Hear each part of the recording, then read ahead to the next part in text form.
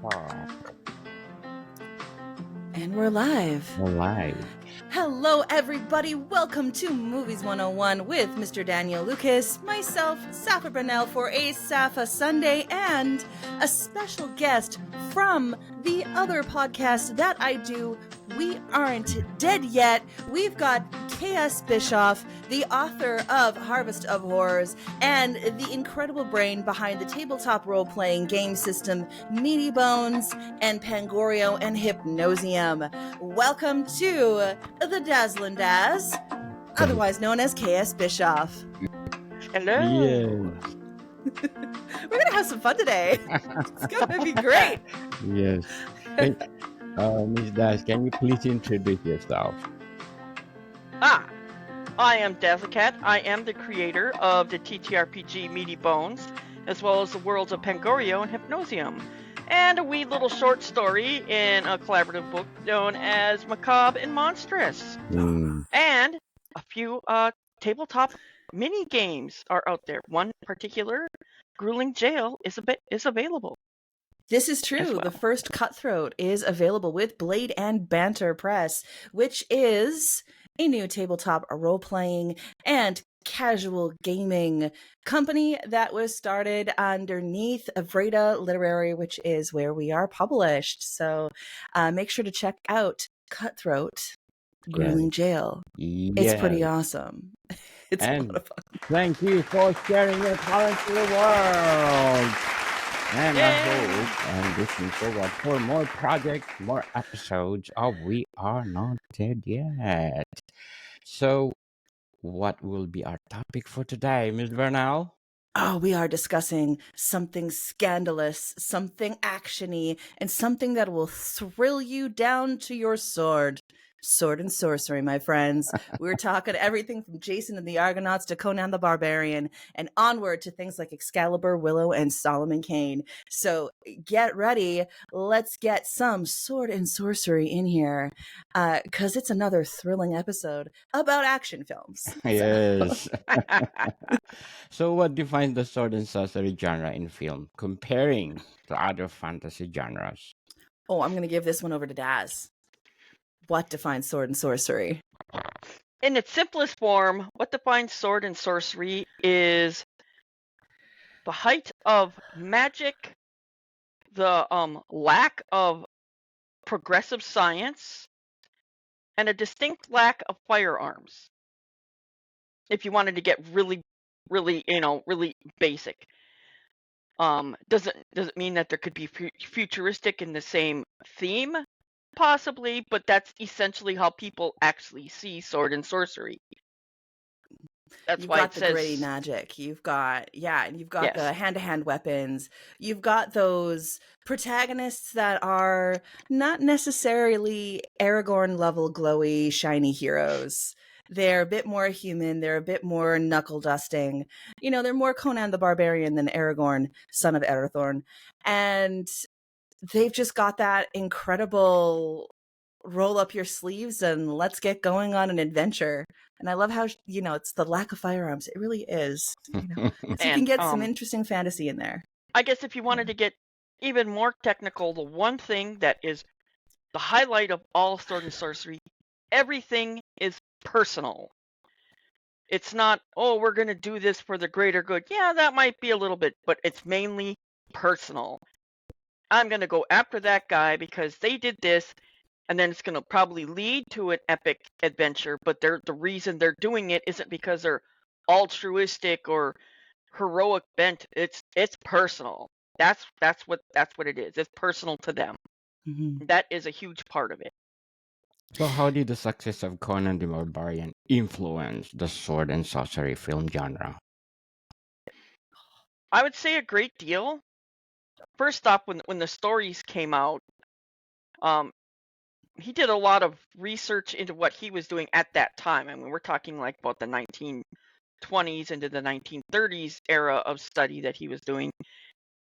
And so he was kind of working in that bent. And that was also around the time Tolkien was around it. Stuff was around. I mean, it wasn't like heap up the world. It starts somewhere, but that stretching the imagination, looking for beyond the things and looking to what was appealing to people and what people really wanted to read. And the essence was short tales told in a gripping manner. Mm. And most of them when they came out were picture stories, like comics of the time and the era, and they're And they translated well into film. When you have those sort of visual stories, and it seems weird to say, but something more like a short story works better to translate into a film than something like an entire novel, which, although you can absolutely do it, novels are so expansive. And when you think you only have, 90 minutes, 2 hours, maybe 2.5 if you're pushing it.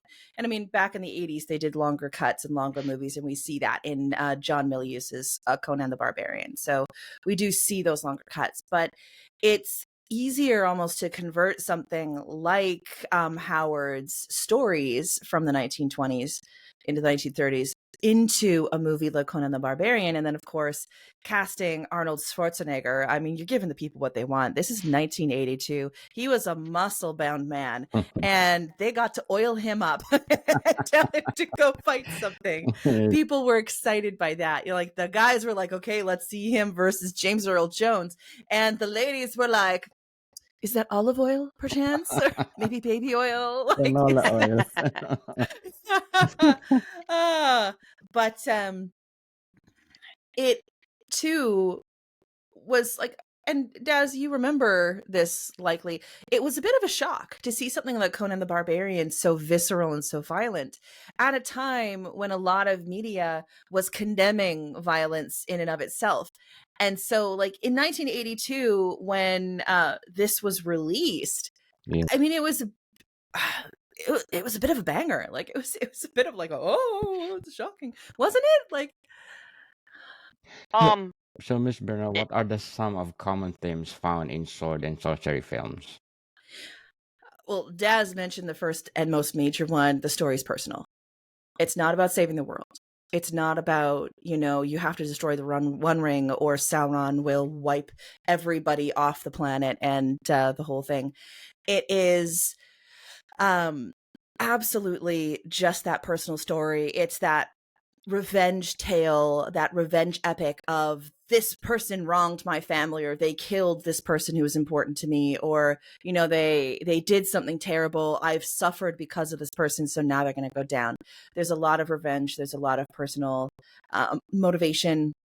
And then just a lot of kind of processing violence, I would say, especially with the movies that you get in the 80s, where you have these characters like Arnold Schwarzenegger's Conan, and you have movies like Dragon Slayer and Excalibur, and it's just lush. You're in some form of made up folklore, whether with Excalibur, it's Arthurian legend, or whether with Conan the Barbarian, it is something that Howard actually invented basically for himself. And, there's a lot about Howard and the invention of sword and sorcery because he really is the father of it. Robert E. Howard had a very short career in the 1920s going into the 30s, but he had a very prolific career when it came to developing the thing that we know today as sword and sorcery. So, and he wanted this rugged kind of feel. He wanted those rugged takes, and that, there's a famous quote from him. Basically, civilized men are more discourteous than savages because they know they can be impolite without having their skulls split, as a general thing. And that was Robert E. Howard's take on civilized society in the 1920s. And what he wanted was something like Conan the Barbarian and other figures was, you can't be impolite when somebody could split your skull open. I mean, and this was also at a time in the world where that was also like a theme. If you were cultured or anything, you didn't do any of that stuff. And so if you were the type, because fisticuffs were a big thing back at this time. I mean, everybody got into fights all the time. there wasn't no assault charges for every little punch. Assault charges came along when you started using um, improvised weapons like a pipe, a bottle, a knife, a gun, whatever. When you started doing that in your fisticuffs, that's when it started to be wrong and bad. But at that time, is that you had a trouble with someone, you just step outside and you settled it. Punches and blood and all this other stuff, rolling in the mud, beating each other up. That was the thing. Yes. So, and this is just another take of that, and how where the civilized part came. You're supposedly civilized, but yet you can speak nastily to somebody and have no repercussions because they can't come in here and crush your skull or punch you in the face anymore. So you can get away with that. And that was becoming in that time. If you look back at the time with the different wars and the diplomacy that was key, um, believe it or not, people were very uh, aware of their worldly presence as various nations at this time. I don't know if you noticed that, but it was a big deal that you wanted to be diplomatic, so you had to skirt things more. And so people were getting a little frustrated with that. Well, you got to do this. And then that's where the diplomatic community really began to stand out, because we were just coming off of World War One, and then there was World War Two brewing in there, and nobody wanted wanted another world war. So international behaviors were started. And I do believe soon after this is starting of the everything. The thing in New York where the whole United Nations was beginning to start. Yeah, the League of Nations going into what eventually going into what became the United Nations later on. And I think, like, when we look at sword and sorcery in its beginnings in the 1920s, and I mean, you could backtrack and say, well, 1890s, there was some stuff going on, but really it very much came into its own in the 1920s, which then was reflected in the films of the 1970s, 80s, and 90s. You have to consider that there was this push in the world to handle things with civility, to put on that shirt and tie, and you don't want to dirty your knuckles and the whole thing. And so people were trying to find ways to, maintain their own sense of ethical and moral right and their own sense of justice. And justice was being taken further and further out of their hands. And there's a lot of people who had just survived the Great War. They had just survived World War I. And they were hungry for something that society was saying, oh, no, you can't look at that. You can't look at violence. You can't look at these stories because, oh, no, those are so uncouth. We're better than that now. Oh, yes. It doesn't matter that 3 years ago we were, throttling somebody with barbed wire. Now we are better than that. And so it's almost a return to a sense of honesty when you get these sword and sorcery stories. One, they are completely removed from situations in the real world. Like, they're almost entirely in either fantasy versions of a past world, like in the Arthurian legend kind of Excalibur type ones, or they're in completely fabricated landscapes that are meant to, like, the Hyborian age, all of these things that don't really exist. They're so far removed from the now that you had more freedom to be able to discuss things that were relevant now. And it's the same thing that you see in a lot of science fiction. A lot of the times the science fiction is, the human organism experiencing change, but it's also really revealing of the philosophy of today when you're looking at what's happening in science fiction. And you get the same thing with sword and sorcery films, except it was this quest for release, this quest to live vicariously through these figures that could move impervious to, various things that now we consider illegal or harmful. And that sort of sense of, well, you know what, as a man, I'll take you out back and we'll have our fight. And then once the fight's done, it's over. Let's move on. And then you don't have the release of that tension in your daily life. You have to watch something like Dragon Slayer in order to get it. You have to watch something like Conan the Barbarian or the Beastmaster or the Sword and the Sorcerer, even Ator and Fire and Ice. You get those movies where you can have that release, because what you do see with a lot of culture, and especially in a lot of culture and film, is it's either the films are kind of embracing the current culture of the time and the sort of cultural orthodoxy, you could say, or they're rejecting it and pushing forward. And we've seen this even in a small way with something like Deadpool and Wolverine, which is very much rejecting a lot of the stuff that Hollywood has been doing for many years. And so Hollywood has, in my opinion, been taking a more orthodox route of, well, this is what society is, this is what we want society to be. And they've been making movies with that mind. But then now people are coming out and being like, dude, I want Deadpool and Wolverine. Like, I want to see Ryan Reynolds and Hugh Jackman having a laugh, in front of everybody. And it's ultra violent and it's uncouth and there's jokes flying that are, off color and things like that. There's so many things going on, but it's a release of that tension that a lot of people are feeling. And it's the same thing with sword and sorcery back in the 80s. There's still that release of tension. There's that sense of, of man being man, and then figures like Red Sonja coming in and showing that women can fight too. And so I really love it in that respect, and it stays so true to the original pulp fiction genre, which was fathered by Howard in basically, what was it, 1928? Yeah, I do believe the first one was 28, really close into there. He might have done his other one. I think it was Solomon Kane was the first one he did. And then it was Conan. Yeah. I want to see Deadpool and Conan the Barbarian. Oh my gosh, that would be hilarious.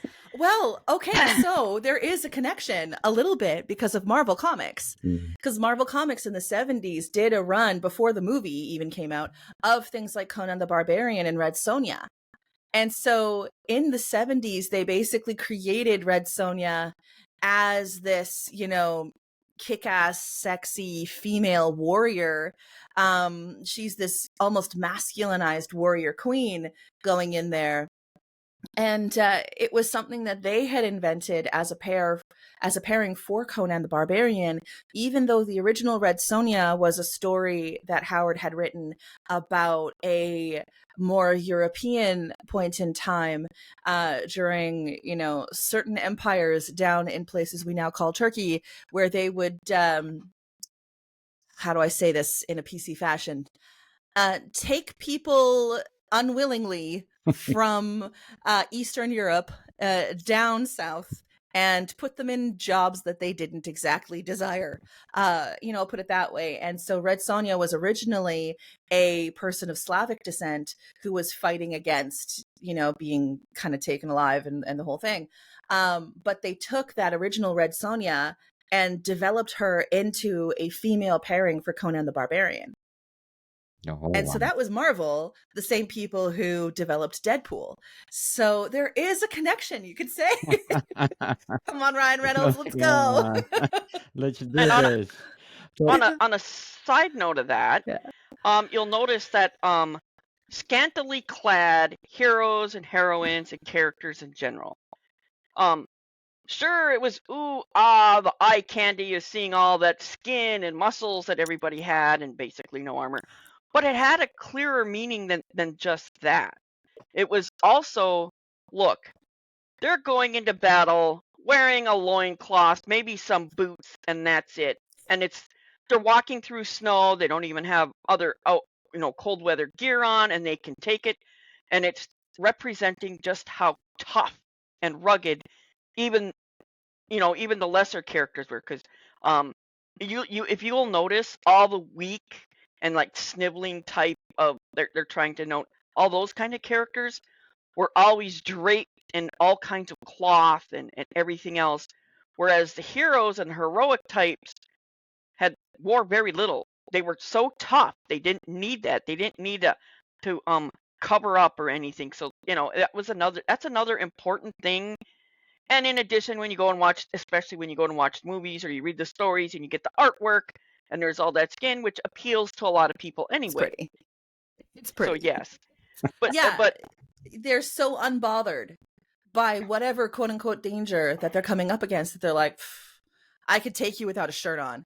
And meanwhile, the main enemies, huddled in 7 pounds of armor per inch and surrounded by a whole bunch of mooks that are just going to go down in an epic fashion. While, Schwarzenegger swings his sword. It's a lot of fun, and it's mad props to their designers too, to be able to put that kind of thing in, and just the context of, I don't need armor. I'll just Use my strength. yeah. I don't need it. My Be madness. afraid. I'm more afraid of somebody who can go into battle like that without armor on than I am necessarily against the knight on the horse with tons of armor and every kind of perk under the sun. It's like, oh, okay, here we go. And a lot of the underlying themes, and a lot of people misconstrue what a barbarian meant back in that time and what we take it for. Now we take him for a big dumb brute who doesn't know anything and just goes in there and swings at. Back then it was like, okay, when you see something, when you see a problem, you react fast, and a barbarian it's a whole aggressive nature. So the first thing is you use aggression. Well, if that didn't work, I'll get a bigger hammer. Well, okay, if that didn't work, now I have to think about it. And yet the heroes, when their bigger hammer didn't work, they were able to come up with intelligent solutions. Actually, some of those stories have very complex intellectual moments in them. I'm not saying all of them did, but there's a good enough, you can see that. You can actually see how the character was like, okay, I can't rely on what my greatest feature is. I can rely on something else, and then they do that. It's not because they're dumb, it's just because that's like the quick twitch muscle. If you get that, the first thing you want to do, they're in an aggressive culture. The first thing you do is you smash the problem. Good, it's done. If you can't smash the problem, now you have to think of something else. Whereas now everyone portrays barbarians as being dumb, and especially in tabletop role-playing games, the dumb barbarian. I mean, I love how they do it in Vox Machina, the dumb barbarian there. He's got such heart. I love it, and there is a place for that sort of nowadays dumb barbarian kind of guy. Because again, like Vox did it so well and it was so fun. But at the same time, I really like how it was more about barbarians being similar to what that word originally meant in the Greek. Those Thracians are barbarians because they drink undiluted wine. They're barbarians because their women talk in public.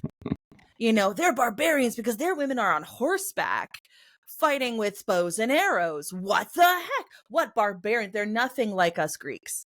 And in the Hellene period, in the classical period, it was more of a signifier that these people were not of Greek origin. They didn't follow Greek cultural norms. And they lived, a different life. And so they were talking mostly about, people on the steppes, people in the Caucasus, kind of going up to what we now consider to be Eastern Europe. And people who just had a different culture and things like that. And so bringing that idea of a barbarian into something like Howard's works, it makes more sense. And you're like, okay, I see here Conan the Barbarian is really strong, and he does have that feat of Samson kind of strength. At the same time, he could still think of a battle strategy. The same thing we see in I mean, bless his heart for this one, but the Scorpion King, featuring Dwayne The Rock Johnson. I'll say Dwayne The Rock Johnson's acting has improved leaps and bounds since then. So kudos to Dwayne The Rock Johnson, for developing your craft. That's awesome. It wasn't the best acted movie in the world, but there was strategy involved in that more barbarian type character. And I love seeing that, I love it so much. You just get to dive in. And it reminds me more of what they did with one of the most recent sword and sorcery films that's actually been out and to some acclaim, which is Dungeons and Dragons, the latest Dungeons and Dragons movie with Christopher Pine. And Honor Amongst Thieves. Honor Amongst Thieves.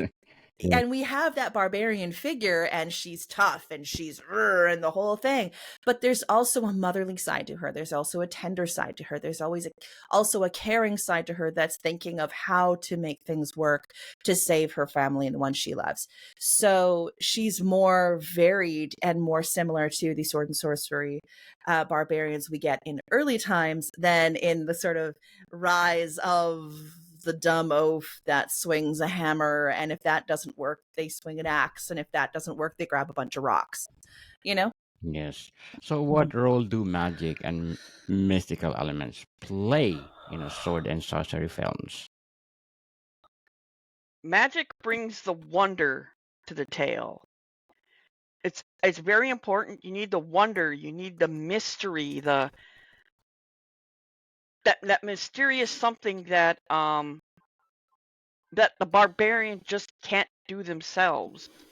Um, they can be like they're a support, but they're more than support. They support the soul, the spirit, maybe even in healing, and they're wise. They bring the wisdom that your quick aggressive is not always there. They bring the counseling and they just bring it all together. But they do bring a lot of the wonder and a lot of the dread, Mhm. because at almost all of them, it is the barbarian has to face someone or something that has some kind of magical or mystical element to them. They're not just fighting somebody else with even greater strength or anything. Sure, whatever they're fighting has greater strength, but why do they have the greater strength? Why is it so much overpowering? What are they doing? Um, just like in Conan, and the enemy there, and they're facing that way, he has power. The enemy has this power where he can just look at a person and make them freeze. And that's actually how his father dies, is that he is frozen because of the power of the guy looking him in his eyes. Basically, it's like a paralyzing look. It just froze him, and he couldn't fight. And he was trying to fight, but he couldn't do it, so he was unmoved. He could not move, and thus he was killed. And that's how a lot of his village died in it. That's the element that you don't really have explained very well in the movie, but is very well explained in all the stories that came before.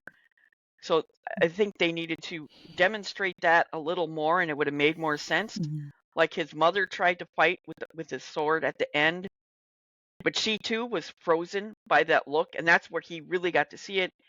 And so he saw this, and as a child, he witnessed this, and so it affected him as he went through all the things that he was a captive, and he's made to work at the wheel and all this other stuff that they did. But he finally got away, and he wanted revenge. Mhm. Sure, it's now an epic adventure, because now he's going to go save all this other people, because if he defeats that enemy, it's going to save all these. So it's like, hey, hooray, a hero who saves us all. It was personal. Yeah. It was all personal, the whole thing. And I think magic too, you have to see it as, since sword and sorcery is so much about that personal tale, that sort of sense of a person putting on this, I can do it with my own two fists, I can do this myself. What's the most terrifying thing to somebody who's attempting to, get the job done? It's all of a sudden being immobilized. It's all of a sudden not being able to rely on your own strength. When your strength is what you have, and when your power comes from yourself, all of a sudden being halted by that with magic, with an outside external force, that's the most terrifying thing. That is the subversion of the strength trope. And two, magic in these movies, it separates us again from historical fiction. It separates us again from that sense of, oh, this is like the real world. No, there's not. I mean, sure, some science can look like magic to somebody who's misinformed, but we're not having, wizards walking down the street with giant, staves going around turning people into frogs. We're not having that, guy in a mountaintop castle shooting lightning from the sky and cackling while he's, enslaving a whole bunch of people within an age of just population growth. You're not seeing that kind of magic, and so the magic really separates you. So once we're separated from our real world, it's almost like a person can experience things in a more visceral way. Because when it's real world, you're like, okay, I'm trapped in real world politics. What do I think about this? Where's the moral line here? Where's the ethics? Where's this, that? Oh, that would never happen in my life. Like, you kind of get trapped in this cage of reality. But the second you're so far beyond that, you can have a dragon flying down from the sky and burning up half of a village. And you can have, the sorceress's curse, continue to have her be able to see the future as long as she's unwed, as long as she doesn't undergo any sort of physical pleasures. You can have that kind of thing happen, and people will believe it. People will believe it, and they'll be like, okay, this is it, here we go. And we see this too again in the Dungeons and Dragons movie, with how incredible they were at being able to use magic, both with the villain as a form of equalization. This villain is clearly not as bodily strong as the hero, but they can sap that hero's strength, or they can turn that hero's strength upon themselves, which again, for somebody who expects themselves to be infinitely capable, all of a sudden being made incapable is truly something to fear. Truly magic, as they said. Before we go on, Miss Bernal, with that, I want to invite you to please do purchase one of my merchandise. Food One on One merchandise, people. These are our products that we're offering. And Food 101 is our on fourth season already, people. Fourth season with Chef Alessandro, one of the specialty chef in one of the five-star hotel in downtown Toronto. Name it and we have it. We have accessory pouch, apron, bento box, and I said, name it and we have it. Food 101, people, on our fourth season, please do listen to our latest episode. We talk about what we talk about. I think 10 street food, 10 Italian street food. Do you love Ooh, street food, Miss Bernal? With that? delicious. Yes, people, Food 101 on our fourth season, please do listen and purchase our products. So, to sum out our topic for today, how has the portrayal of women in sword and sorcery films evolved over time?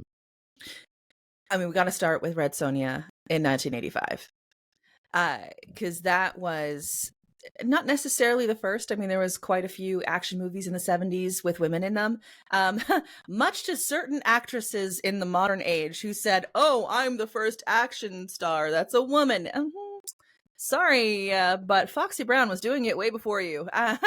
So, it's not the first time we see a woman in action, but when we see Red Sonja in 1985, we really start seeing something epic. And then, followed by, Barbarian Queen and the Amazons and different things. You really start getting things going until we get to She-Ra. And I love the little anecdote with She-Ra, with some of the animation from, He-Man and She-Ra, that kind of series in the 80s. They originally told the animators that He-Man and She-Ra were going to be a romantic couple. And then they went, oh no, this is for children. We better change that. And so they changed the script after the animators had already started animating to actually their siblings. So there are some quite unfortunate stills from those old cartoons in the 80s with He-Man and She-Ra once in a while, where it's like, clearly this animator was going with the previous prompt, not the modified one. Okay. But I don't know, Daz, what do you think about, I mean, you're the Women. master when it comes to the women in these movies and things like that. So what do you think with something like Red Sonja, with movies like that? I totally embraced Red Sonja when I was a kid. I mean, that was like, and there were other ones. There's a whole series of them. You'll find a lot of the women could be bad guys. They played excellent villains. And not all dominant women were bad either. That's the thing that was one of the things that a lot of people were saying. Oh no, she's bad. She can't be feminine or anything like that. She can be very feminine, feminine and very bad, and she can be very dominant and still be feminine at the same time, and all this other stuff. But it was showing that they could have character. They didn't have to just fit this one little pigeonhole in the movie. Like, you'll see a lot of action movies. Hey, here's the love interest, and she's like useless. Things like that, And then there's always the James Bond babe of the movie. I mean, think about that a minute. There's always the babe of the movie, and he comes in and he has to rescue them. But there's a lot of them that he doesn't have to. There was that one in particular, I forget the name. He went in to rescue her. She was already rescuing herself. Well, I mean, there's always things like that. Yeah. There were always some heroes and heroines in the James Bond movies that were a little bit more vivacious about their own safety, and then we get all the way to Vesper Lind in something like Casino Royale and how tragic that was. Although I still remember watching the James Bond movie where they're in Japan with Sean Connery as James Bond, and the woman is in a bikini and they just finished basically being frozen in the water. She's literally standing there soaking wet and shaking, and he's completely dressed in an outfit, an undershirt, an overshirt, and a scarf. It's like, come on, let's give the scarf to the lady. Like, take off your shirt, give it to the lady. She's freezing her buns off. But then when you look at something like Sword and Sorcery, that lady's got a sword, or that lady's got some form of magic power. That lady has a step up and beyond what we were used to seeing in those times. And the women fought too.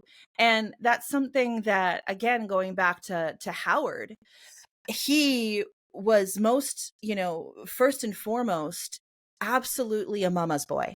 He loved his mother, and it ended up becoming quite a tragic thing when you think of how Howard ended up unaliving, because his mother was sick and she wasn't going to wake up. But not to sour that, because he loved his mother so much, he created certain characters that were strong females, but still very sensual females too. And so these women would put on their strength, like Red Sonja. And then you have the myth of Red Sonja, how, she'll continue having all this strength and she'll continue being this force and this powerhouse until she finds a man who can best her. And once she finds a man who can best her, then that's clearly supposed to be her lover. That's supposed to be, her husband. And then she goes into a more traditionally feminine role. So they did still have traditional femininity in those roles, but it was something set aside for a specific period of time so they could be that aggressive force. And you still have things like the Amazons would come in to certain sword and sorcery type of ideas, these sort of women who were very austere when it came to men kind of figures. But for the most part, you get, everything, including into the Scorpion King, where you have that sexy female who's a powerhouse. She can see the future. She can see all these things. She's a seer with all of this magical vision, but it only works until she enters that more traditionally female role of being someone's spouse or being someone's lover. And so you get that kind of dichotomy in there as well, which I think is pretty fascinating. It's like, oh, okay, let's see. And it's also a reflection of the times in which they were written. He was going against, the delicate female all the time. That was supposed to be the suitable norm. However, if you ever go back and study the Roaring 20s, there were so few. I mean, being the woman who was not the helpless female was like the thing. I mean, when you go and look at all the things they did in that era. All the things they did, there was the traditional roles that they had, and they, if they wanted it or not, and then there was the career roles, and that even then, career roles for women started way back in the. Well, it started out of necessity after during the First World War, and that's really when you start seeing women kind of step out a little bit more. There was a suffragette movement going into the wars, and then after that, you have the way that culture is changing because, well, the men were all at war, so wait, women could actually do this. Yeah. Oh, okay. Well, but I mean, women had always been working. There was never a time when women just completely stayed at home in Yes. European culture. That was only with certain socioeconomic groups. But when you get something like, Gyrelle of Joyery and Red Sonja, and even Belit or Valeria in Howard's work, you get some pretty intriguing characters that on the surface seem a little bit surface level, but once you dive deeper, you really get to see how incredible they are and how wonderfully they are portrayed in film, whether it's something like Red Sonja from 1985 or whether it's Honor Amongst Thieves, where our wonderful barbarian was played so well and so strong, and she was just a powerhouse, which, again, a powerhouse who loved her family, and I loved to see that too. Yay! Let's empower women all over the world, people. Because Yay! yes, we are different. We are equal, people. So, Miss Beth, can you please invite our listeners to support your podcast, your upcoming books, or any kind of projects? Miss Des, can you please invite our What? listeners? Des. So, what have you got down the gangplank? There's this little thing on Cutthroat. It's another Yes. Cutthroat. Oh my goodness. What is it? We're releasing it in just a little bit for the spooky season. Yes. We're doing another Cutthroat adventure. And it's going to be we are. amazing. Why don't you tell us a little bit more about that, a little bit more about Beanie Bones, and invite us all to listen up to We Aren't Dead Yet every Thursday coming this September. Meaty Bones. Meaty Bones is meant to be a quick play version of like D&D, Dungeons and Dragons, or Pathfinder, which are really super crunchy. You got character sheets, you got to do all these calculations. It's meant to be a quick play version of that, but yet allowing you to have complete control over your character creation. You don't have to lock yourself into a single class or a role, and you can just grab your character, have all this fun, and go out there and make that character unique. Kind of sort of like a Skyrim, build your own character the way you want, yet still be like a Dungeons and Dragons type of thing. It's going to be great. Keep looking at vertimedia.ca. The link will be in the description.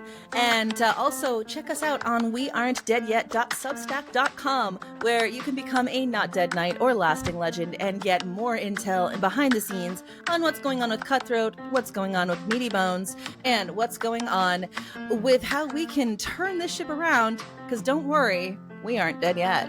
Yay! We are not dead yet. Please do support them. And Miss Bernal, looking forward for Ginun Gagab. Can you please invite a listener? If you liked what I had to say, even if you didn't, but you're still here, thank you very much. I am a cyberpunk and mythpunk author, and so you can read my mythpunk series, The Judge of Mystic Saga, starting with Charandash, Son of Abel, Book of Revels, and the upcoming Gnungagap. And that is going to finish off this tidy little Caleb Matheson quartet. And it's going to be a fantastic and quite sword and sorcery level battle conclusion to the entire quartet of my Mythpunk series. So I hope you support. You can find me at saphaburnell.com. That is saphaburnell.com. And you can also find me in all bookstores and at your local public library. And if you go to your local public library and they don't have my books, then please absolutely go ahead and ask them to bring them in. I love supporting the libraries. Yes, and of course your Agape Maki. Next year. Agape Maki's next year. If you want something a little bit less sword and sorcery and a little bit more slightly cozy romance, myth punk type thing, Agape Maki, aka the story of Aphrodite and Ares, is going to be coming out next year. I'm so excited. I've been diving into it lately, and I'm like, okay, yeah, this is going to be luscious. It's going to be fantastic. Yes, people, let's support them, because if you support them, more episodes, more books to come. Macambio Monster will have a sequel, a prequel. Miss Das, looking forward for that. It'll be great. Yes. And we're looking forward to Blackstone, too, which is a novella set in Daz's Pangoria world. And so, if you like sword and sorcery and you liked what you were hearing today, then keep checking out the amazing Daz, the amazing K.S. Bischoff, because she's writing a novella and it is going to be sword and sorcery fantastic. Yes, Tea tips. amazing Dash, Miss Dash. Thank you so much. Miss Bernal, thank you for your time. Have a great day. Bodycon people, see you soon. Bye.